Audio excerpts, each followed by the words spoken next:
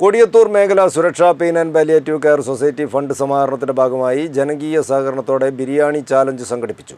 Cheruvadi Alungal paramount ഓഡിറ്റോറിയത്തിൽ biryani challenge വിതരണം Chullikkaparamba doctors care clinic MD PC മുഹമ്മദിന് നൽകിക്കൊണ്ട് സുരക്ഷാ മേഖലാ രക്ഷാധികാരി E രമേഷ് ബാബു ഉദ്ഘാടനം ചെയ്തു.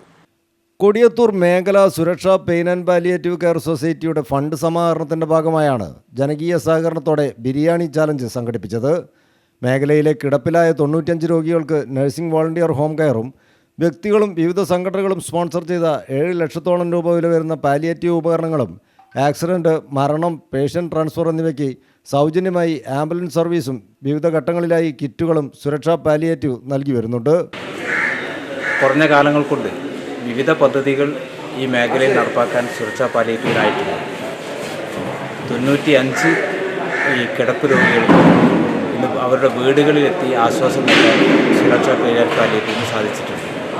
ഓരോ 26 ദിവസം കൂടുമ്പോൾ ആ വീടുകളിലേക്ക് തിരിച്ച് എത്തുന്ന രൂപത്തിലാണ് നമ്മുടെ പ്രവർത്തനം മുമ്പോട്ട് പോകുന്നത്. അതോടൊപ്പം തന്നെ നമുക്ക് മുക്കം EMS ഹോസ്പിറ്റൽ സ്പോൺസർ ചെയ്ത ആംബുലൻസ് സൗജന്യമായി മേഖലയിൽ പ്രവർത്തിച്ചുകൊണ്ടിരിക്കുകയാണ്.